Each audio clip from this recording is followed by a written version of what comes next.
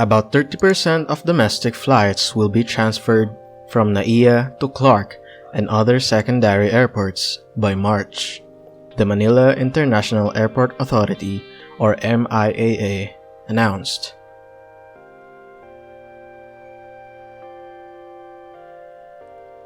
The shift aims to ease congestion at NAIA and allow larger aircraft to take their place.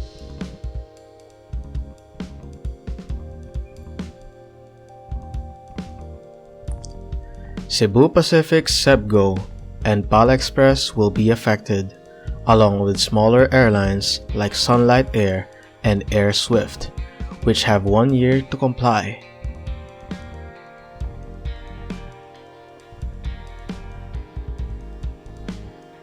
MIAA said airlines must inform affected passengers and may switch to bigger aircraft if needed.